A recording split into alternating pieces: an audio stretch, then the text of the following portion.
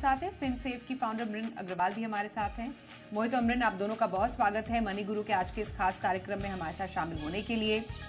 आज तो गोल्ड पर बात करना बनता ही है, क्योंकि जिस तरीके से रफ्तार भरी है सोने ने, जो चमक अपनी दिखाई है इस साल, वो अनपैरेलल्ड है। इसलिए थोड़ा सा समझने की कोशिश करते हैं कि हो क्या रहा है गोल्ड में। मैं मोहित आपसे समझूं, अगर हमने जैसे ही 2025 में कदम रखा, उसके बाद जिस तरीके की डेवलपमेंट्स होनी शुरू हुई, उसके बाद जो रफ्तार भरी गोल्ड ने, वो थमने का नाम नहीं ले रही है और ऐसे दाम पर गोल्ड पहुंच गया जो कि शायद किसी ने सोचा भी नहीं था 2024 के एंड में कि ऐसा हो भी पाएगा इतनी जल्दी। जरा बताइए ये गोल्ड में हो क्या रहा है। जी स्वाति, बहुत बहुत धन्यवाद शो में बुलाने के लिए। देखिए, एक बहुत पुरानी कहावत है कि he who has the gold rules the world. और ऐसा, ये ना सिर्फ एक पुरानी कहावत है, बट अभी कुछ दिन पहले यूएस के जो प्रेसिडेंट है डोनाल्ड ट्रंप, उन्होंने भी ऐसा ही कुछ बोला था गोल्ड के बारे में। तो देखिए, बहुत सालों से जब करेंसी शायद आई भी नहीं थी दुनिया में, तब से गोल्ड जो है वो एक तरह से एक करेंसी के रूप में स्थापित है पूरी दुनिया में। तो यहाँ पर कहीं कोई संदेह नहीं है कि जब जब दुनिया में वैश्विक स्तर पर कभी भी कोई रिस्क आया है, कभी भी कोई खतरा आया है, चाहे वो वॉर का खतरा हो, फैमिन का खतरा हो, पैंडेमिक हो, ट्रेड वॉर हो, किसी भी तरह का, तो गोल्ड एकदम से चमकने लगता है। बिकॉज दुनिया को लगता है कि अगर हमें कुछ भी सेफ करना है, कहीं पर भी कुछ भी सुरक्षित रखना है, तो सबसे अच्छा और उचित उपाय है गोल्ड में निवेश करना। क्योंकि कितने सालों से, हजारों साल से शायद गोल्ड जो है वो एक स्थापित करेंसी के रूप में सेट है पूरी दुनिया में, तो एक गोल्ड स्टैंडर्ड है। फिलहाल के कुछ दिनों में हमने देखा है कि जिस तरह से डोनाल्ड ट्रंप ने अपने टैरिफ वॉर को विश्व पर फेंका है, या फिर जिस तरह से उन्होंने अलग अलग कंट्रीज पे टैरिफ लगाने की घोषणा की, फिर उसे वापस लिया, चाइना के साथ में उनका एक अलग तरीके से कोल्ड वॉर टाइप कुछ चल रहा है। तो जो अनसर्टेनिटी, अनिश्चितता बनी हुई है, उसको देखते हुए हो ये रहा है स्वाति कि जो भी बड़े निवेशक हैं, बड़े ट्रेडर्स हैं, उन्हें जब भी खतरा लगता है, जैसा मैंने बोला, तो फ्लाइट टू सेफ्टी जो है वो सबसे पहले गोल्ड की तरफ जाती है। तो यहाँ पर गोल्ड की जो खरीदारी है वो दो तीन लेवल्स पर बढ़ रही है। एक तो सेंट्रल बैंक्स ज्यादा बाइंग कर रहे हैं गोल्ड का, दूसरा जहां निवेशकों को लग रहा है कि हमें कुछ सेफ हेवन में सेफ तरह से पैसा डालना है, वो गोल्ड की तरफ जा रहे हैं। और जितनी ज्यादा दुनिया में अनिश्चितता बढ़ती जाएगी, उतना ज्यादा आप देखेंगे कि सोने की जो चमक है वो उतनी ही ज्यादा बढ़ती जाएगी। तो फिलहाल गोल्ड में इसी तरह की हलचल जो चल रही है, वो सिर्फ दुनिया में जो उथापतल लगी हुई है उसी को देखते हुए चल रहा है। बिल्कुल। तो जिस तरीके से हम गोल्ड को और चमकता हुआ देख रहे हैं, ये समझना जरूरी है कि अब आपके पोर्टफोलियो में अगर अगर गोल्ड है या फिर आप ऐड करना चाहते हैं, तो आपको क्या स्ट्रैटेजी रखने की जरूरत है। जब भी कोई एसेट क्लास अमरिन चमकता है या अच्छा करता है, तो नेचुरली निवेशकों का जो एक झुकाव है उस एसेट क्लास की तरफ चला जाता है। अब गोल्ड तो बाय डिफॉल्ट एक ऐसा एसेट क्लास है जिसको इंडियंस काफी ज्यादा पसंद करते हैं। अब तो ये भी कई जगह चर्चा होनी शुरू हुई कि जो इंडियन जो गृहिणियां हैं या फिर जो इंडियन वुमेन है, they are more richer than men, क्योंकि उनके पास जो इंडियन हाउस होल्ड है उसमें महिलाओं के पास काफी ज्यादा गोल्ड पड़ा रहता है। अब अगर 10 ग्राम का सोना लाख का हो जाता है अगर, तो आप यहाँ पर उनके जो मल्टी बैगर होने के चांसेस कितने ज्यादा बढ़ गए हैं। एक गोल्ड की प्लेसमेंट अभी किसी के भी इन्वेस्टमेंट में, पोर्टफोलियो में, या इन टर्म्स ऑफ जो हम एज एसेट क्लास अगर अभी आप देख रहे हैं, तो आप किस तरीके से इसको एसेस कर रही हैं। तो सबसे पहले तो नमस्ते स्वाति। और मैंने कभी सोचा नहीं था अपनी जिंदगी में कि एक्चुअली गोल्ड का दाम ऐसे 1 लाख हो जाएगा 10 ग्राम के लिए। और आज पूरे दिन सब लोगों से यही बातें हो रही हैं, मतलब नॉन फाइनेंशियल इंडस्ट्री में भी, अपने सर्कल्स वगैरह में। And quite a rise of gold. And certainly of course Indian women तो हर समय टॉप पे रहती ही हैं, तो उसमें तो कोई शक नहीं है। बट अभी हम क्या करें जब ये गोल्ड के दाम इतने बढ़ गए हैं। तो सबसे पहले तो मैं कहूंगी कि जैसे मोहित ने बताया कि ऑफ कोर्स गोल्ड में बहुत बढ़ाव आया है because of various reasons. It started with the Ukraine war where countries wanted to build up gold reserves. And of course अभी जो आजकल ये जो टैरिफ वॉर की जो सब चर्चा चल रही है, इसकी वजह से भी काफी प्राइसेस बढ़ गए हैं। बट सबसे पहले तो मैं यही कहूंगी इन्वेस्टर्स से कि आप इससे मतलब don't get swayed by it.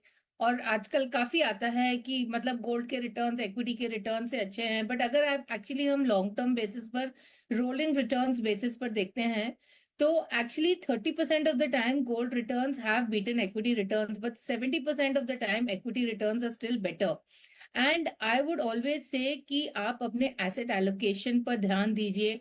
अगर आप 6-8 महीने पहले सोचेंगे तो उस समय इक्विटी मार्केट भी बहुत अच्छा कर रहा था, तो उस समय भी यही सलाह थी कि हर समय अपने एसेट एलोकेशन को फॉलो करना चाहिए।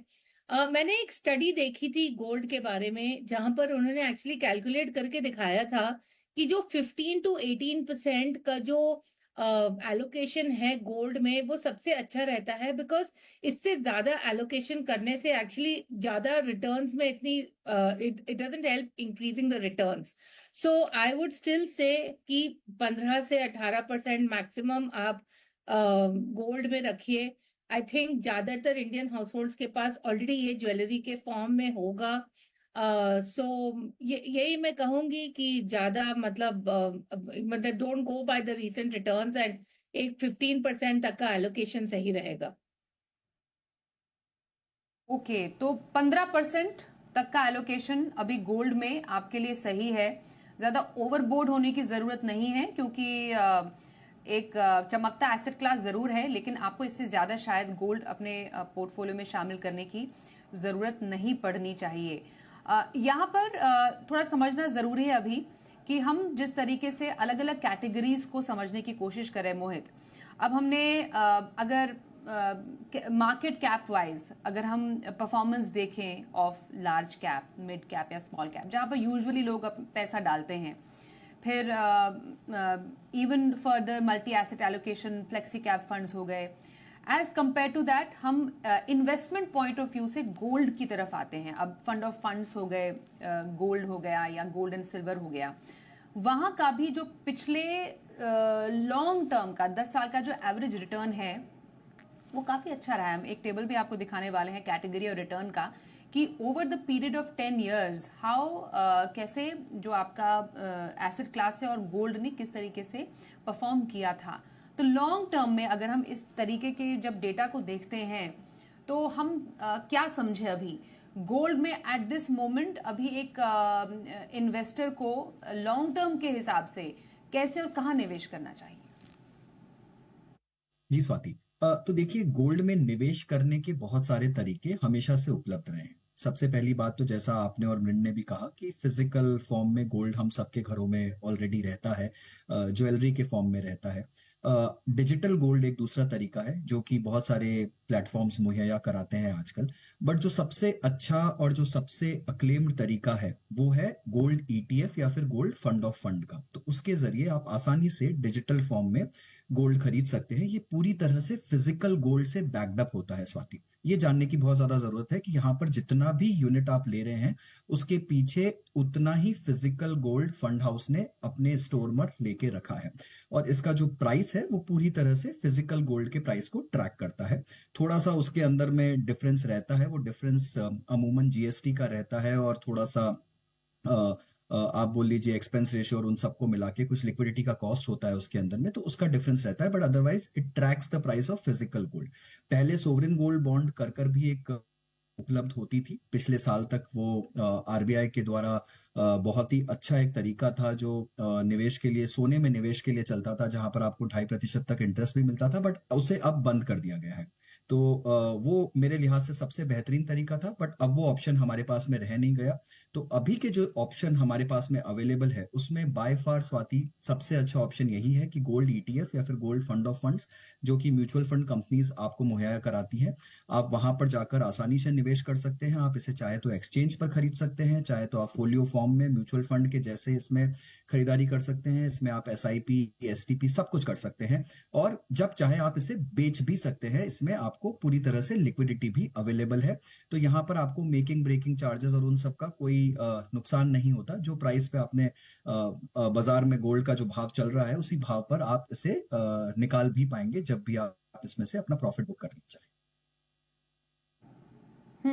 इनफैक्ट मैन, अगर हम कुछ टॉप परफॉर्मिंग अगर आप गोल्ड फंड्स या ईटीएफ्स की बात करें, जैसे निपॉन का फंड है, यूटीआई गोल्ड का ईटीएफ है, कोटक गोल्ड ईटीएफ है, क्वांटम गोल्ड का गोल्ड फंड है, एसबीआई गोल्ड फंड है, ये लगभग पिछले 10 साल से ज्यादा, 15 साल से ऊपर इनका एक ट्रैक रिकॉर्ड और हिस्ट्री रही है।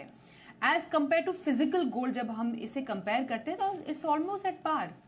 तो हम यही समझना चाह रहे हैं कि अगर आज के टाइम पे हम गोल्ड में इन्वेस्ट करना चाहते हैं और हम फिजिकल गोल्ड तो कितना ले सकते हैं, एक लिमिटेड अमाउंट में फिजिकल गोल्ड ले सकते हैं, लेकिन अगर आपको इन्वेस्ट करना है और उससे भी पैसा बनाना है तो गोल्ड ईटीएफ, गोल्ड फंड ये एक अच्छे तरीके हो सकते हैं एट पार आपको एक रिटर्न देने के चलते। और ये जो हिस्टोरिकल रिटर्न है उस बात को इनफैक्ट काफी वैलिडेट भी करते हैं। बिल्कुल। तो मोहित ने ऑलरेडी बता दिया है कि गोल्ड ईटीएफ में क्या एडवांटेजेस हैं। एंड अगर हम बस रिटर्न्स के बारे में अब बात करते हैं तो देखिए करीब 0.5% का डिफरेंस आ रहा है because of the expense ratio.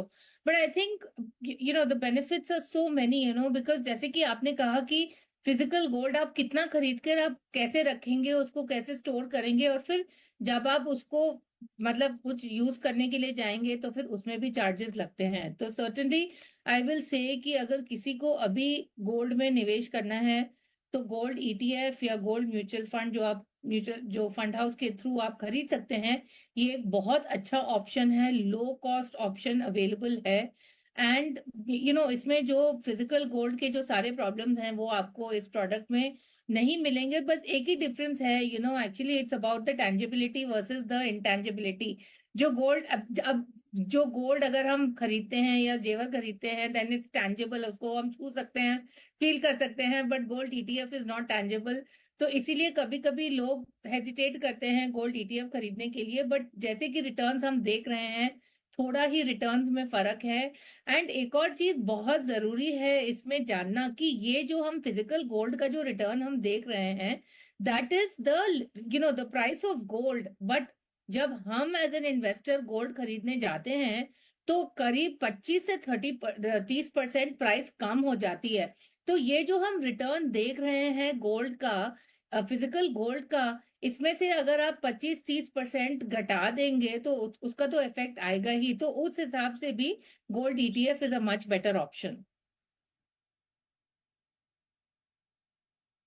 आपको गोल्ड से पैसा कमाना है, मतलब इन्वेस्ट करके पैसा कमाना है, तो गोल्ड ईटीएफ, गोल्ड फंड एक बेहतरीन तरीका आपके लिए हो सकता है। एक छोटे से ब्रेक के लिए रुकते हैं। ब्रेक के बाद गोल्ड में एक लिमिटेड एक्सपोजर लेना है तो मल्टी एसेट एलोकेशन फंड्स ये भी एक बेहतरीन तरीका है। कौन से फंड्स हैं, कितना एक्सपोजर इनका गोल्ड में रहता है, और साथ ही पसंदीदा फंड्स दोनों ही एक्सपर्ट्स के भी हम जानेंगे बस एक छोटे से ब्रेक के बाद। देखते रहिए मणिपुरी। तो गोल्ड में अभी कहां और कैसे इन्वेस्ट करें, इस पर खास चर्चा चल रही है। इमरान अग्रवाल और मोहित गांग हमारे साथ हैं। मल्टी एसेट एलोकेशन की बात यहां पर जरा कर लेते हैं और समझते हैं कि इन फंड्स के जरिए गोल्ड में इन्वेस्टमेंट क्या सही एक स्ट्रैटेजी हो सकती है। मोहित आप बताइए, और थोड़ा सा अगर आप बाइफर्केशन दे पाएं, मल्टी एसेट एलोकेशन जो फंड है, हम यूजुअली इन फंड में एटलीस्ट 10% का एक्सपोजर तो हर एक एसेट क्लास में होना जरूरी है। आप इक्विटी, डेट और जिसमें गोल्ड और रियल एस्टेट शामिल हैं। क्या अभी प्रेजेंट जो कुछ अच्छे मल्टी एसेट फंड्स है उसमें गोल्ड का एक्सपोजर कितना है, और ऐसे किसी फंड में इन्वेस्ट किया जा सकता है एट दिस मोमेंट? जी स्वाति, तो देखिए एक बहुत ही सुरक्षित और सेफ तरीका गोल्ड में निवेश करने का, और साथ साथ में ये भी कि आपका जो एसेट एलोकेशन है वो टाइमली चेंज होता रहे, अगर निवेशक ये चाहते हैं तो मल्टी एसेट फंड से अच्छा कोई जरिया नहीं हो सकता। यहाँ पर जो फंड मैनेजर है वो इक्विटी, डेट और कमोडिटीज जब मैं बोलता हूं तो इसमें गोल्ड और सिल्वर दोनों शामिल हैं कुछ हद तक। तो इन तीनों एसेट क्लासेस के बीच में वो अपना एलोकेशन चेंज करते रहते हैं डायनेमिकली, और जहां पर जिस एसेट क्लास में उनको ज्यादा वैल्यू लग रही है वो वहां पर अपना एलोकेशन बढ़ा देते हैं। अमूमन इनमें इक्विटी और डेट का पोर्शन थोड़ा ज्यादा रहता है, कमोडिटीज का थोड़ा कम। Commodities will be between 10 to 25%, but उतना 25% तक कोई फंड जाता नहीं है। अगर आप कुछ फंड्स देखें, जो आपने कहा फंड्स के उदाहरण अगर मैं देना चाहूं तो जैसे व्हाइट ओक का मल्टी एसेट एलोकेशन फंड है, यहाँ पर अगर हम देखें तो करीब करीब 14 से 15% का गोल्ड एलोकेशन इन्होंने रखा है।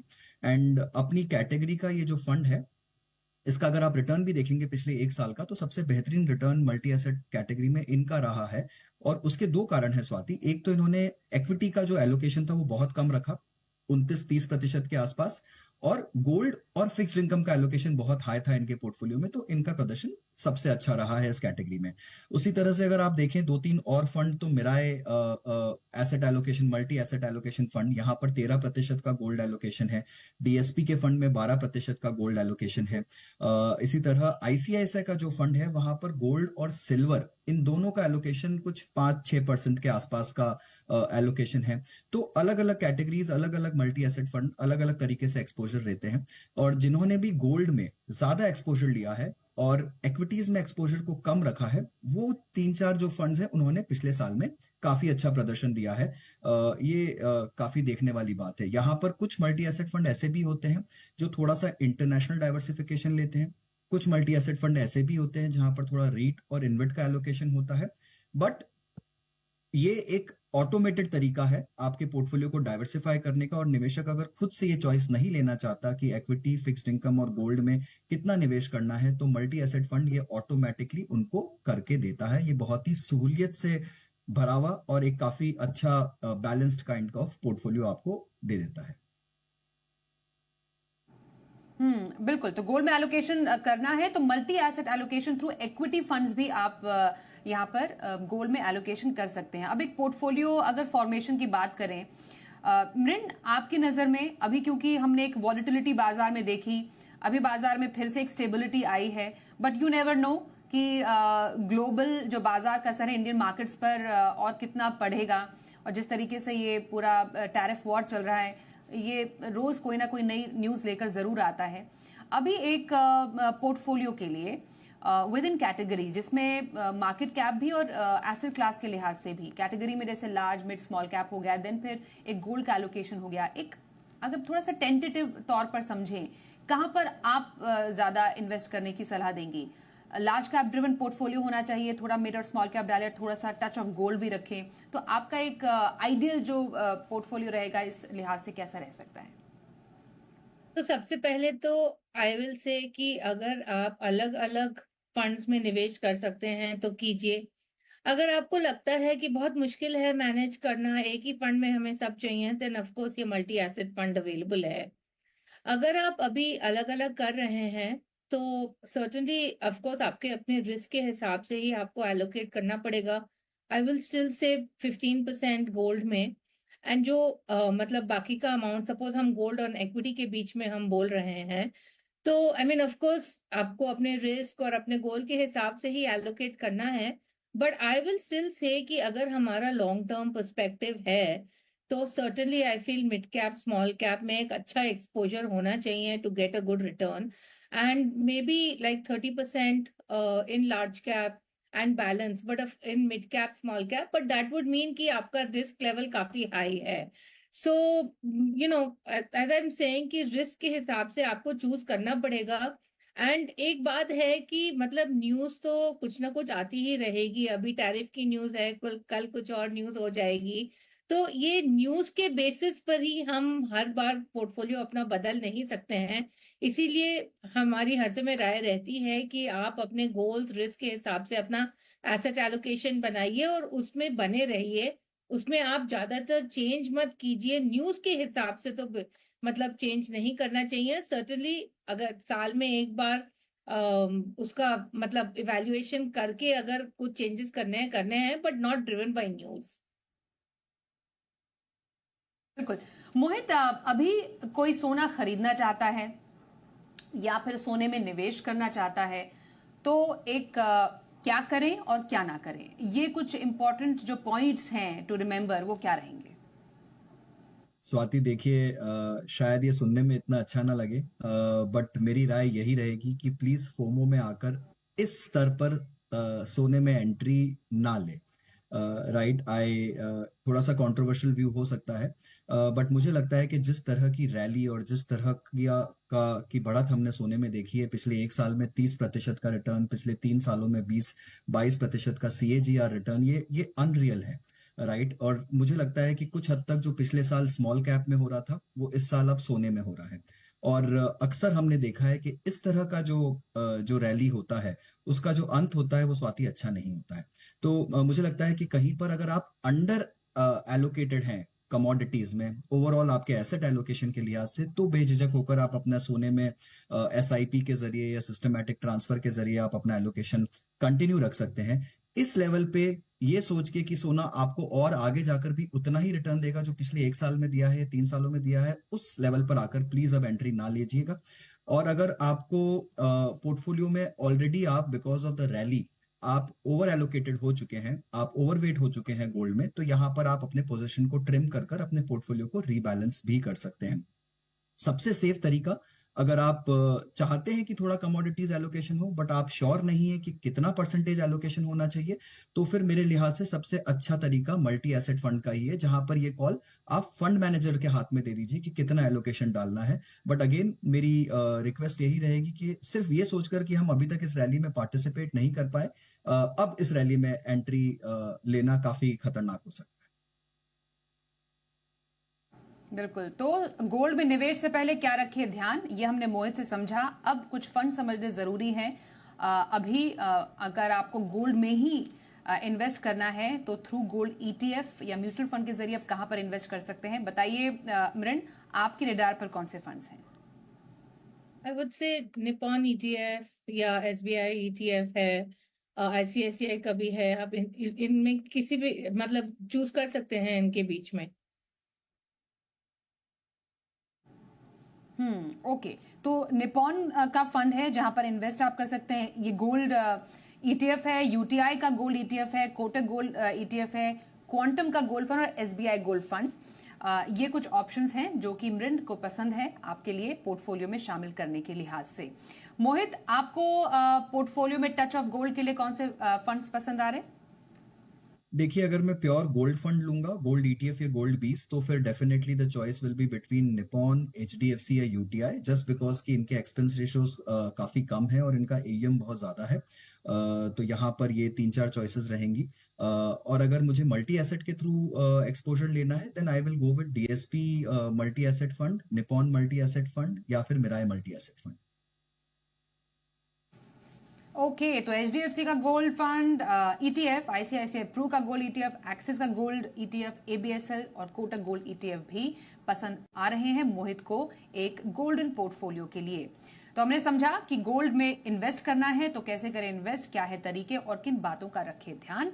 हमारे साथ इस चर्चा में शामिल होने के लिए मृण, थैंक यू सो मच। मोहित, आपका भी करते हैं धन्यवाद। मनी गुरु में भी बस इतना ही। देखते रहिए जी बिजनेस।